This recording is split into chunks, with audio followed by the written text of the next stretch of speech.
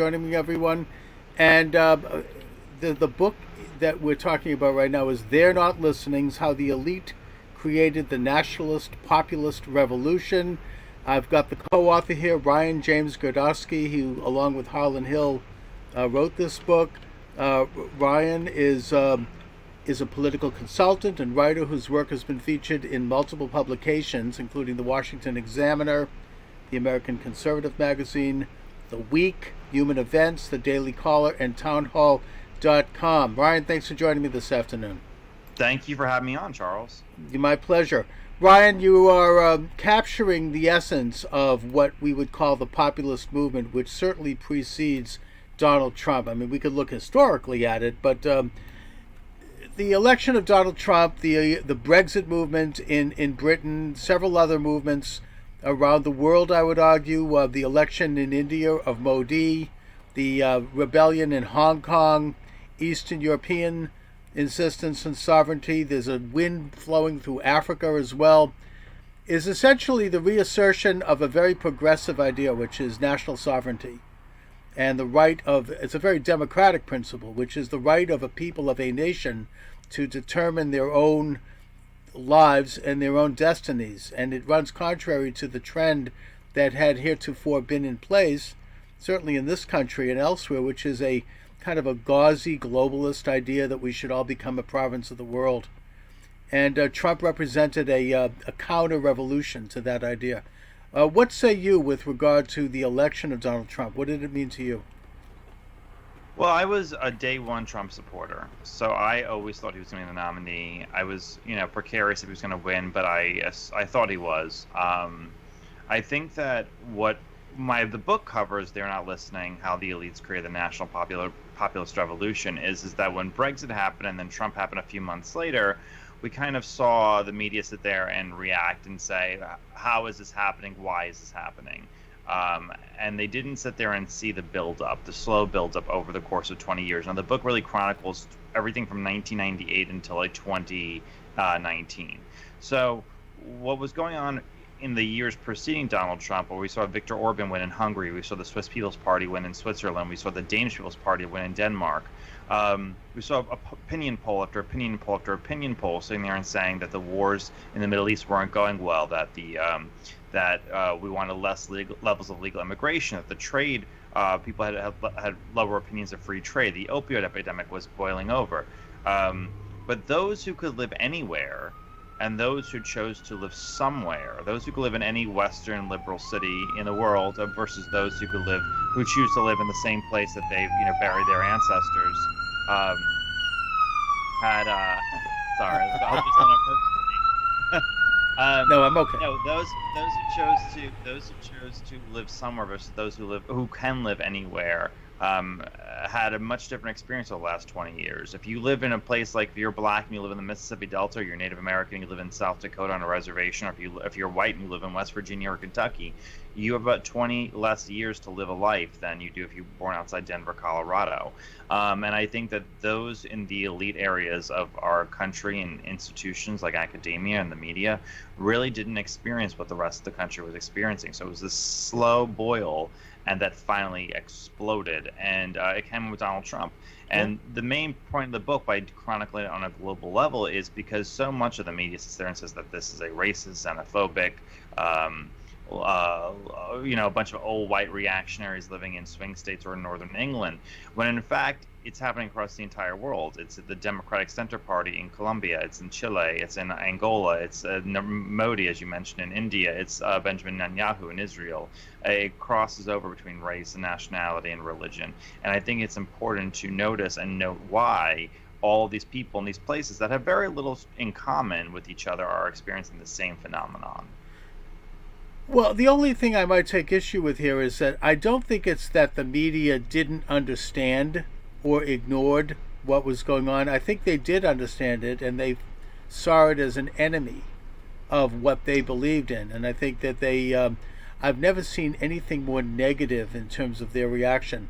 They threw out the window any objective methodology of journalism, and they just would rely on these lies or these so-called anonymous sources, and they'd usually have one.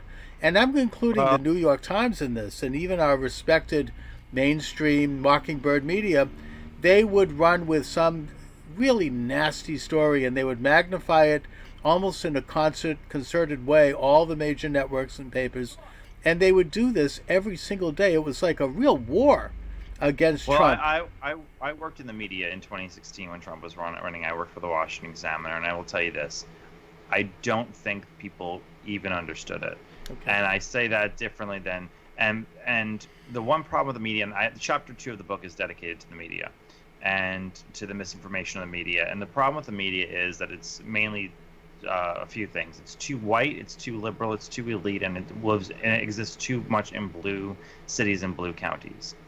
So because it exists only in those areas, they don't truly understand what anything in real America is like. If you try to find a journalist who works at the Washington Post who goes to church on Sunday and is a gun owner, good luck. I mean, it says they don't exist. It is very much a Greek, an echo chamber in a Greek orchestra, and it's just a repetition of everything that they know. And we saw this in the New York Times. Excuse me, in the New York Times with Senator Tom Cotton. Senator Tom Cotton wrote an op-ed that was absolutely fine and ended up costing someone their job because it hurt all the rest of their feelings. So rather than diversifying, they sat there and only amplified their bias. And after Trump was elected in 2016 and the media got it completely and totally wrong, we saw a lot of media outlets like the New York Times, like the Washington Post, and others hire another token conservative. But all they only hired were never Trumpers. They only hired the Right, same they hired people the same blue state, Eastern Seaboard types, and the and as you say, yeah. Ryan, they don't understand what's going on in the rest of the country. They live in this very kind of cosmopolitan bubble, and they have contempt for like the South or for the Midwest or for the West, and express that openly. And I think the Tom Cotton example is a good one because for one time, one of the rare times the New York Times actually gave space to a point of view that might resonate with more conservative people, and it created this huge uproar. I recall that Michael Smerconish, he's a slightly left-of-center radio talk show host in Philadelphia, has been around for 30 years, long-time guy, very balanced.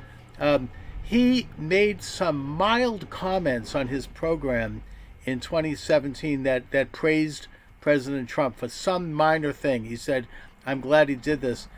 And the result was an avalanche of hate mail and vicious attacks and threats to his sponsors, people he'd known for 30 years, that they're going to boycott them. And so he backed down. He had to.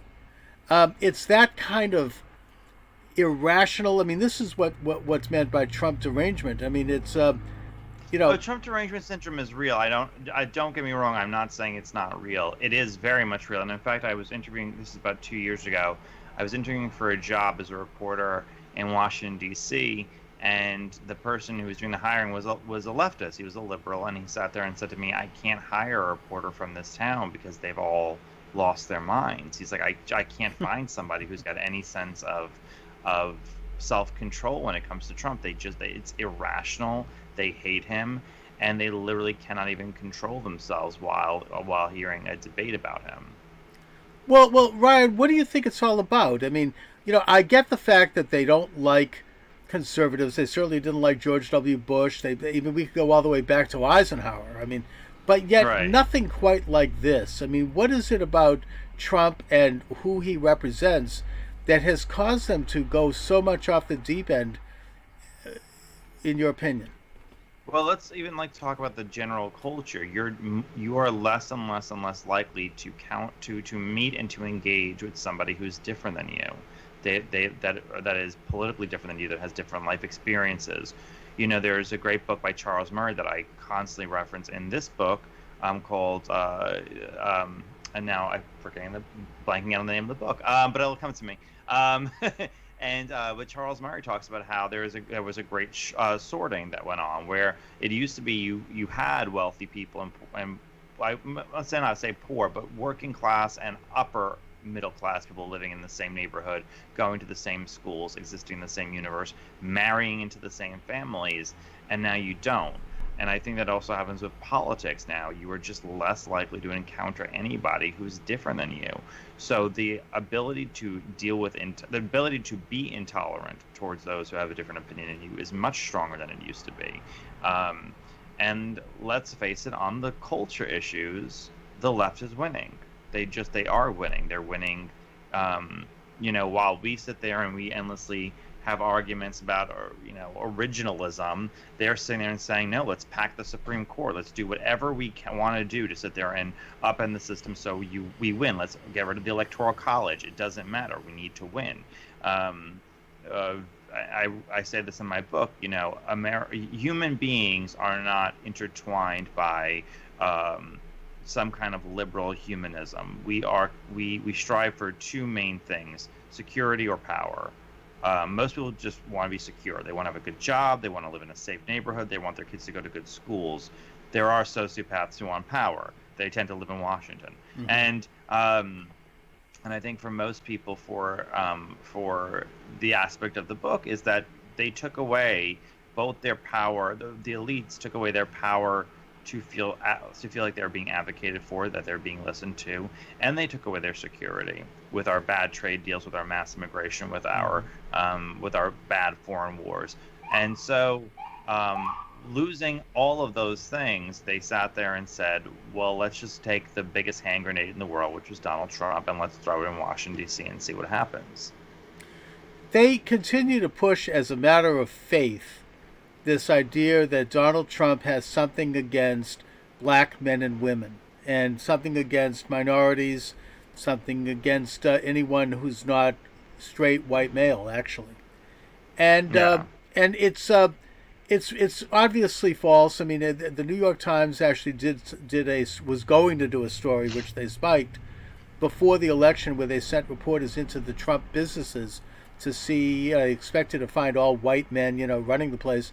And they found that it was actually very diverse, and women had a very strong position in his businesses of responsibility, and minorities, and everything was by relative standards. So they decided not to run the story at all. And that this is a narrative that they are riding right up to the election. We're never going to hear the end of it. They're going to, even though that Trump had nothing to do with the terrible killing of George Floyd in Minneapolis, was actually done in a very blue state with a very so-called progressive city and police department. They're going to hold that thing up just somehow to trigger this idea that Trump had something to do with it. It's similar to, I suppose, the Trayvon Martin story to be used against Mitt Romney, that somehow the people are conditioned, almost like robotically, to think that anyone that doesn't genuflect to the left has something against minorities. How do you combat that?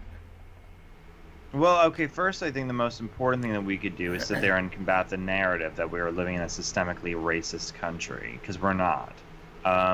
If you look at, so I'll point out two statistics. So first of all, if you look at the media coverage of police killings, you are 9 times as more likely to hear of a black person being killed by a white person, by a cop, than you are of a white person being hurt by a cop. And the amount of wokeist terminology of white supremacy, of white privilege, of being woke, of people of color, those terms have increased substantially over the last 15 years in our general language by the media. Anti-racism has become a religion in the media. Right. So while the number of black men incarcerated in our prisons have dropped by 40% over 30 years, the number of black-owned businesses has increased. The gap between black and white graduation rates at high school are narrowing to their lowest ever. All the signs that you would want a society to go in are moving in the correct direction. You're having an increasing narrative by the media that things are going the opposite direction. The facts don't follow the storyline, but that doesn't matter. So they've expanded the idea of racism because they can't find legitimate racists anymore. Because you have to understand, with all these organizations, I'll put in a different topic. Let's say it was Moms Against Drunk Driving, and let's say they got a 99% drop in drunk driving cases. They would have no reason to exist as an organization. So you make up things to keep yourself going. Mm. You saw this with the Human Rights Campaign. They got gay marriage, so now it's about transgender rights. Mm-hmm. And you're seeing this a lot with all these anti-racism groups because racism doesn't exist, not nearly what existed half a century ago. We are seeing them expand the idea of racism. Hair is racist. Shoes are racist. Clothing is racist. Everything could possibly be racist to sit there on this. Oh yeah, I mean they take out the so-called they take a microscope out the what do they call that? I mean, where they look under a microscope at someone to find a racist gene. That they were seen in 1954 in the presence of so and so. They're racist, right. And they only do that against their enemies. I mean, they'll never put those same standards to like a guy like Joe Biden who supported segregation. I mean, they have a bit. I mean, it's a very Foucaultian version of like the world to sit there and put everything in the perspective of today.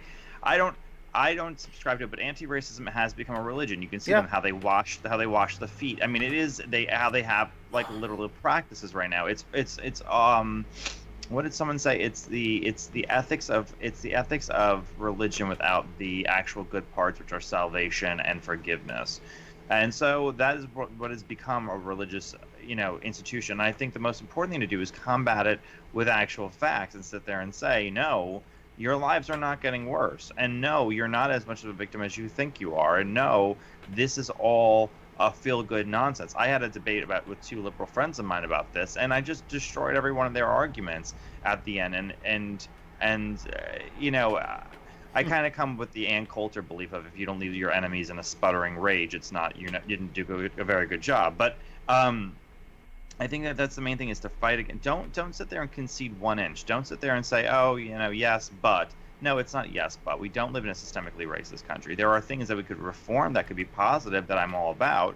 We're human. Everything is not perfect, but do not concede the point that we are by our nature flawed, and that this is a racist nation and it's incapable of ever being better. That's a complete lie.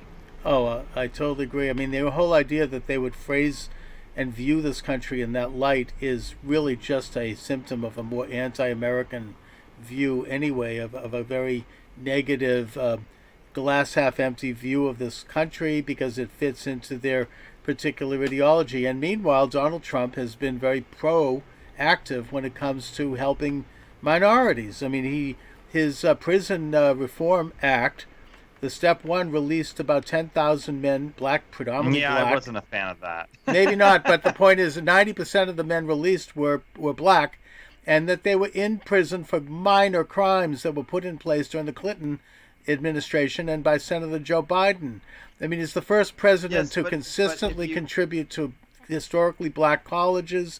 I mean, across the board. I mean, we could, whether we agree or not, the point is that his policies with regard to African American communities are very progressive, and and are quite tangible. It's not like they're not sitting around, bowing with kente cloth. They're actually engaging in policies that are, I would argue, moving the ball down the road. Yeah, but I think that the problem that the Trump administration doesn't understand is that perception is reality. So you could do as many good things as you want, but if it's not perceived like that. I watched a lot of black television and listened to black radio, and right after the First Step Act was announced, because I wanted to see what they talked about, and the first thing they sat there and said was, don't credit Jared Kushner with this, don't credit Donald Trump with this. So it doesn't really matter what it doesn't matter what you do, because perception is reality, and you need to fight the perception, not the reality. And that's one thing that the Trump administration has not done successfully. Now, Trump has made gains with the Hispanic community, and sizably with Hispanic men. I think that probably this upcoming election, Trump will probably do better with Hispanic men than with college-educated white women. But perception is everything, and that's really the one battle that he's failed to make when it comes to the black community, and something that he should be, more aggressive in, and less less patronizing in the way that they sit there and they try to appeal. But we did the First Step Back for drug. Okay, drug crimes are not the one thing the black community cares about. It's No, they extremely care about patriotic. entrepreneurialism and to make getting back into business and having a pro. Right, but it's a very patronizing way of sitting there and saying it, which is coming out of Jared Kushner's mouth in the White House quite a bit. I think that if you want to fight the, you have to understand there's two things about the black community with voting habits. One, there are three generations of black Americans that will never vote Republican, Right, of ever, ever, course, ever, ever. of So course. you're talking about the most recent two generations of black voters who are more open-minded to it and are less beholden to the Democratic Party. You can make it. Trump has made inroads with younger black men. There is polling to sit there and show that is true, but they make up 1% of the population. So really, to spend as much effort with the idea that they were building coalitions in the black community is really kind of fruitless. I think if Trump loses this upcoming election, the reason he will have lost is not because he didn't do enough to reach out to the black community. I think it's because he didn't do enough to reach out to working class white voters that got him in the White House in the first place. Okay. Well, you're in the business of consulting and perception building and analysis. What is your analysis, Ryan, with regard to how the this administration can position itself in the upcoming election?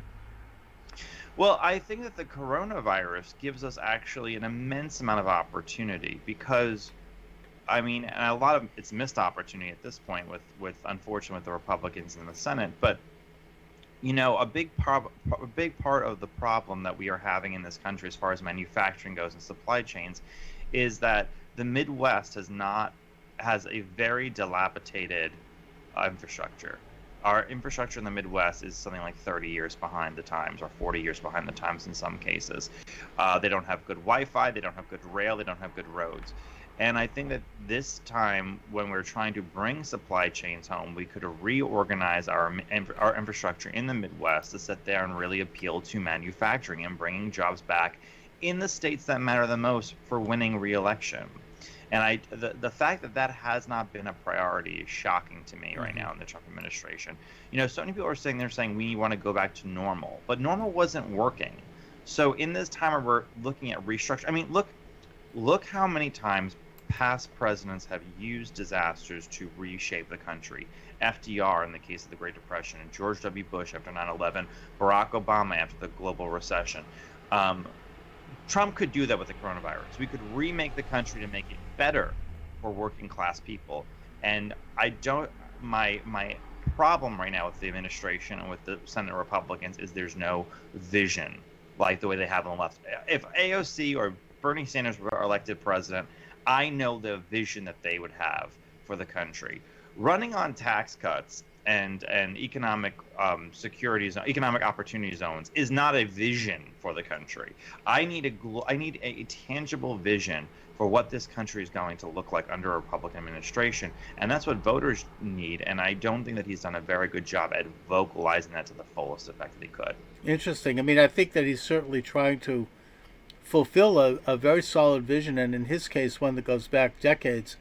But he should be articulating it better. And you're right about his reaching his base, which is, iron belt, working class people, union members, blue collar workers, people who really do feel left out of You the remember five, equation.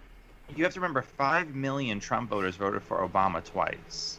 They didn't. I mean, it's so important to realize how many Obama voters he reached by promising to restructure the economy. In the Midwest right now, most of those areas that he promised manufacturing jobs never went there. They went to Texas, they went to California, they went to Arizona, they went to Nevada, they went to the Sun Belt. It's so important to sit there, and those are the places that have been screwed over by past administrations decade after decade. Put the thumb of the federal government in favor of those areas. Sit there and lean on them to sit there and create some kind of change in those areas and make it possible. That's how you're going to make Michigan a red state for the next 30 years. That's how you're going to make Pennsylvania a red state for the next 30 years, by sitting there and accomplishing those goals to make those areas livable. Because what happens also when you have the infrastructure, one, you're creating demand in other sectors of the economy because someone's got to produce the steel, someone's got to produce the gravel, someone's got to produce the construction. But you're also sitting there when those roads and the infrastructure is created and manufacturing moves in, well, you'll create dozens of other companies, because someone's got to cut the hair of the guy making the cars, and someone's got to do, all those things will happen if we lean on it. And those are the areas I think that he has not done enough to sit there and actually move the ball forward on, which is really, really important. I talk about this in the book, They're Not Listening, about how that economic despair and economic anxiety is so important to understanding why national populists became powerful in every single country, from people in Calais in northern France to voters in Wisconsin. There you go. Well, Ryan, I hope that you have a great, basically a great outline for the election, and you got a good handle on it. I'm glad you wrote this book. I hope you can reach the Trump campaign and the Trump people. I've been trying. Okay, because you do present a very good platform for them, and it would be great if they could hear that, and they better hear it soon. Anyway, Ryan, again, where can people get your excellent book? Oh, Barnes & Noble's, Amazon, Books A Million. It's all over the place. It's available for sale. And yeah, I think if you're a supporter of national populism, this book has 700 citations. It explains why you feel what you feel. So when you make an argument to somebody, you could sit there and give great citations. And if you're an opponent of national populism, it explains what's going on. And if you want national populism to stop, you want to sit there and change the clock, these are the issues you need to address to win voters back. Because it is possible to win them back, but you need to address these issues in a way you haven't done so far. Excellent. All right, Ryan, listen, I want to thank you very much for joining me. They're Not Listening is the book. Have a great day. Thank you. Thank you. All right, take care. And I'll send Thank you so much. You're welcome. I'll send you a link once it's up on YouTube. Perfect. Thank you. Thanks.